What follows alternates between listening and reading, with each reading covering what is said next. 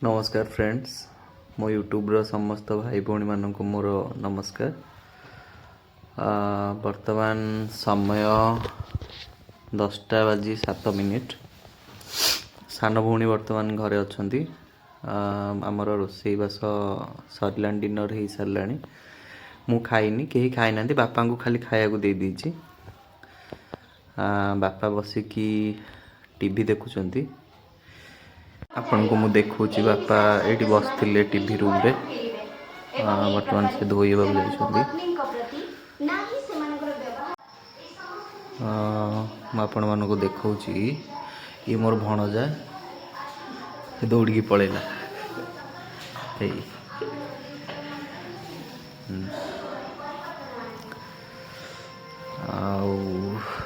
भौणी को देखौची, से रोसई करुची,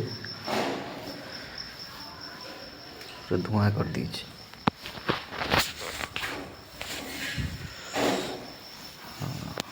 ଆପଣ ଦେଖୁଛି ବାପା କେମିତି ବସିକି ଟିଭି ଦେଖୁଛନ୍ତି।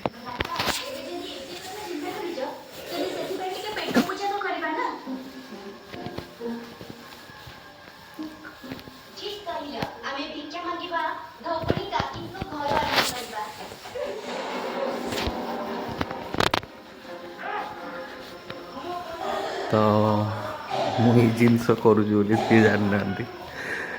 ଠିକ୍ ଅଛି, धीरे धीरे जानवे। मु बापा सहित मिक्सिंग किंतु टिके टिके आमर पड़ेनी। मन तो माँ पाई बहुत दुख, हेले निजको टिके मु स्ट्रॉन्ग करने को चेष्टा करुँची। कहीं निजको जदि मु स्ट्रॉन्ग न करी बापा भांगी, बापा ऑलरेडी भांगिक अच्छा। बहुत कथा तांकर मन पड़ुची। माने दुखर विषय यहाँ कि माँ पाखे मु सब रुहे, किंतु जितेबले ये इनसीडेंट घटिला घरे हठात तार स्ट्रोक्स है, तो सेतेबले समय मु घरे प्रेजेंट नथिली। से गोटा मते दुख लगुच बहुत, किंतु कौन करी, जहाँ भगवान को इच्छा था सी तार सबू कर्म करी। दी झील को बाहागर करी, बहुत कष्टर सहीकी घर करिछि। जहाँ तार करवा कथा करिछि, तार कर्तव्य से सबू करिछि। माँ हिसाब रे से जहाँ जहाँ करवा कथा सबू कर्तव्य करछि। बस गोटे इच्छा तार पूरण हो पारिनी, जोटा आपण माने आम घर सदस्य देखिकी जानी पारे। मो बाहागर पाई से टिके चिंतार रहूतिला, बाहागरटा हो पारनी। तो से इच्छाटा तार पूरण हो पारिनी। सब कथा मन पड़ुची, बहुत धैर्य रखा पड़ुची। सांग मैंने जदि मु धैर्यरा हो, बापा आहुरी धैर्यरा। आज बापांकर ब्लड प्रेशर बढ़ी जाइथिला, बहुत बढ़ी जाइथिला। 172/112 थिला। तो मु तांको हॉस्पिटल नहीं जाइथिली। से डॉक्टर कंसल्टेंसी रे मेडिसिन्स खाइले। एबे टिके तांको रिलैक्स लगुची, हेले निद निद लगुची प्राय। से इनसीडेंटा से देखी, से वर्तमान चली भी पारना ठीक से, किंतु जितेबाला इनसीडेंटा घरे घटी से प्रेजेंट थिले माँ पाखे। मु गोटे अयोग्य पुओ, मु केबे भी रही पारलिनी। सब बेले रुहे मु ता पाखापाखि, किंतु गोटे से दिन ही मु गाड़ी सजाड़िया को पलैली पारादीप। तो से जहाँ भी आज सी आम पाखरे नाही, बहुत कष्ट तो होउची मते, किंतु धैर्य रखुची।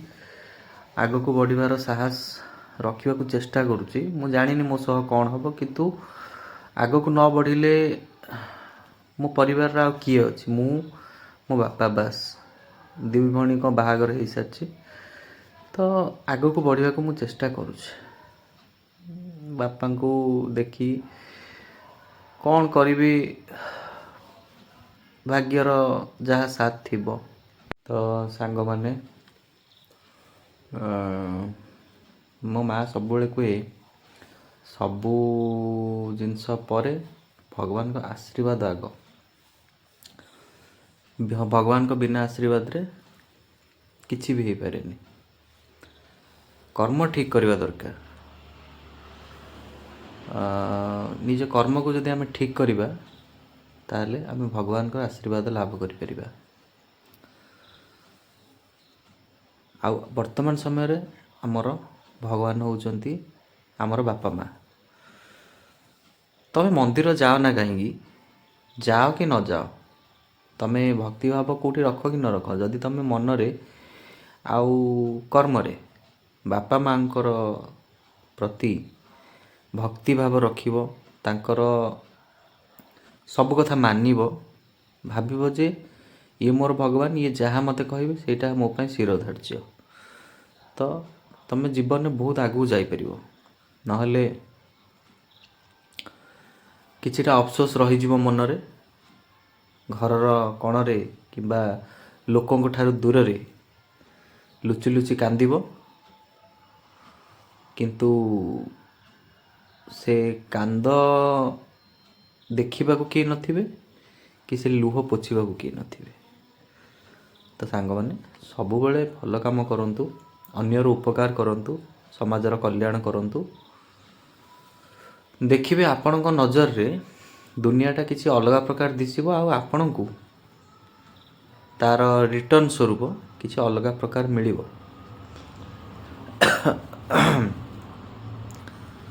ଠିକ୍ ଅଛି ସାଙ୍ଗମାନେ, ବର୍ତ୍ତମାନ ସମୟ ହେଲାଣି, ଟିକେ ବିଶ୍ରାମ ନେବି, ସକାଳୁ ପୁଣି କର୍ମକ୍ଷେତ୍ରକୁ ଯିବାର ଅଛି। ଫ୍ରେଣ୍ଡସ୍, ମୁଁ ଜାଣିନି ମୁଁ କେମିତି ବ୍ଲଗିଂ କରୁଛି, କ'ଣ କରୁଛି, ମୋର ସେ ବିଷୟରେ କିଛି ବି ନଲେଜ୍ ନାହିଁ। ସତ କହିବାକୁ ଗଲେ ମୁଁ ଯେଉଁ ଜିନିଷ ମୋ ସହ ଘଟିଲା ସେ ଜିନିଷ ମୁଁ ଭାବିନଥିଲି କେବେ ମୋ ସହିତ ଏମିତି ହେବ ବୋଲି। କାହିଁକିନା ମୁଁ ସବୁବେଳେ ମାଆକୁ ଗୋଡ଼େ ଗୋଡ଼େ ଜଗେ ସବୁକିଛି, ତ ହଠାତ୍ ଯେତେବେଳେ ଜିନିଷଟା ହେଲା ସେଇଟା ଗ୍ରହଣ କରିବା ମୋ ପକ୍ଷେ ଅସମ୍ଭବ। ଆଉ ଏତିକି ବି ମୁଁ କହିବି, ମୋ ବାପା ମା' ପାଖରେ ପ୍ରେଜେଣ୍ଟ ଥିଲେ ସିଏ କେତେ ଧୈର୍ଯ୍ୟ ଧରି ରହୁଛନ୍ତି। ମୁଁ ଆଜି ତାଙ୍କୁ ବୁଲେଇବାକୁ ନେଇଥିଲି, ହସ୍ପିଟାଲ ନେଲା ପରେ କିଛି ବାଟ ବୁଲେଇକି ଆଣିଲି। ଧୈର୍ଯ୍ୟ ତାଙ୍କର ମାନିବାକୁ ପଡ଼ିବ। ବାପାଙ୍କଠୁ ମୁଁ ଗୋଟେ ଜିନିଷ ଯାହା ଶିଖିନି, ଧୈର୍ଯ୍ୟ ତାଙ୍କଠୁ ଶିଖିବି। ଆଉ ଜାଣିନି ମୁଁ କେମିତି ଭିଡ଼ିଓ ବନାଉଛି, କ'ଣ କରୁଛି, ଆପଣମାନେ ଏଇ ଜିନିଷକୁ କେତେ ଗ୍ରହଣ କରିବେ ନ କରିବେ, କିନ୍ତୁ ଏଇ ଜିନିଷ ଦ୍ୱାରା ମୋ ମାଇଣ୍ଡ ଟିକେ ଡାଇଭର୍ଟ ହେଉଛି। ମନରେ କଷ୍ଟ ରହୁଛି, ହେଲେ ଯଦି ସେ କଷ୍ଟ କଣ୍ଟିନ୍ୟୁ ରହିବ ତାହେଲେ ମୁଁ ପାଗଳ ହେଇଯିବି। ତ ଏଇ ଜିନିଷଟା ମୁଁ ଗୁଡ଼୍ ନାଇଟ୍ ସାଙ୍ଗମାନେ, ଜୟ ଜଗନ୍ନାଥ।